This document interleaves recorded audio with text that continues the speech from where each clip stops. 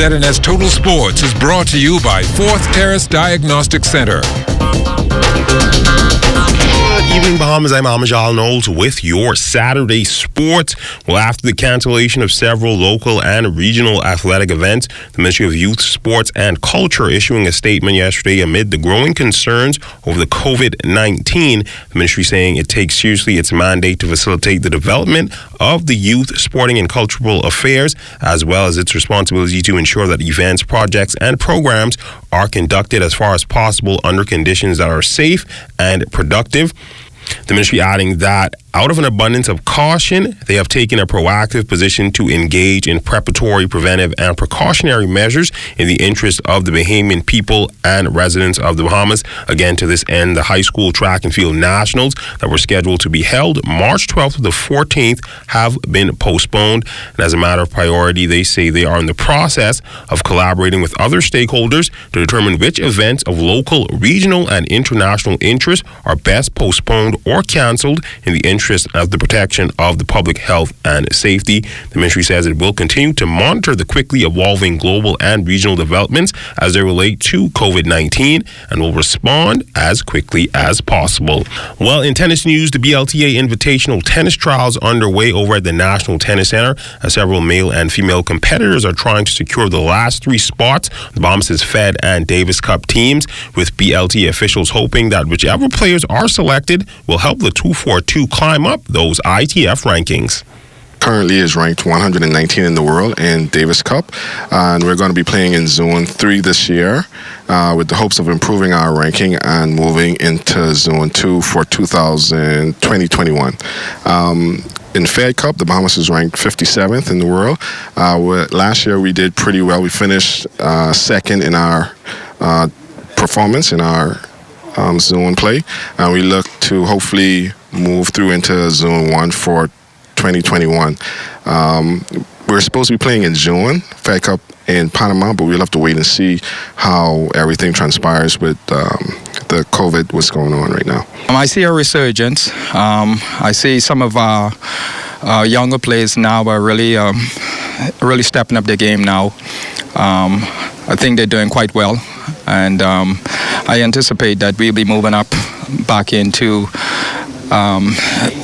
amongst the ranks of some of the elite countries to the world. In college basketball news, a change of scenery in the future of one of the 242's brightest young basketball stars is Franco Miller Jr. announcing via his Instagram page that he will be transferring from the University of Mississippi and will be placing his name in the transfer portal. In the brief message, he thanked the Rebels coaching staff and fans for the opportunity, but after conversations with his family, they feel a better opportunity may arise with a new program. Miller Jr., who is a redshirt freshman, played sparingly under head coach Kermit Davis, averaging just under 8 minutes a game and scoring 6 total points on the season. Miller Jr. was a heralded recruit who chose Ole Miss over offers from the likes of programs such as Oregon, Oklahoma, and Minnesota. Miller's departure now leaves only one Bahamian player on the team, as this season he was joined by fellow Bahamas national team player Samuel Hunter. Best wishes to Franco. In news from the MPBA playoffs last night, it was an elimination game as the Asphalt Maintenance Resistance took on the Underman Sports Center Elite, and this was lopsided from the opening tip, showing all year why they were one of the better teams in all of Division 2. Led by 20 points from Valentino Simon, the Resistance would send the Elite packing, taking this one in a rout 107-82. We wanted to work on the things that we've been practicing on and trying to get better at all season. Like I said before earlier in the interview, I think that we're one of the better teams, if not the best teams in this league. So we're just trying to show and tell that tonight by showing and running up the score the way it is. Those guys were tough. Hats off to them. Sport 10 Elite. Those guys played a very, very good series. And we just appreciate it, man. We're just glad to be here tonight. We're going to go to the second round. We want to try and play the best basketball that we possibly can. We want to go into injury-free. We just want to have some fun. And that's all it's about, just recreation, us guys coming out of the community, just trying to do and give a lot back. It was one of those games where things didn't go as well as we wanted it to go. We had some lapses and we missed a lot of free throws at the beginning of the game that put us back. And then you can't say enough about this little team. I mean, when you look at our team, that's 7 fellas. They played together. 6 of us played together for 10 straight games. You know, it's been a grueling season. Kind of glad it's over. Unfortunately, it's over for us. But hey, hats off. I want to thank our sponsor, Sports Center. You know, we wish we could have gone some further, but you know, it is what it is. And it was a good season. It was a good learning experience. Hats off to my team. They played with all of the heart that they could have asked them for. In the nightcap, it would be the defending champions on the Division 1 side, the Commonwealth Bank Giants, taking on the Breezes High Flyers. Now, the Giants would be without star player Michael Furley-Bain as he was serving a 1-game suspension, but they would not miss a beat. Powered by 31 points from Deshaun Taylor and 27 from Jackson Jacob, they would steamroll the High Flyers 99-80.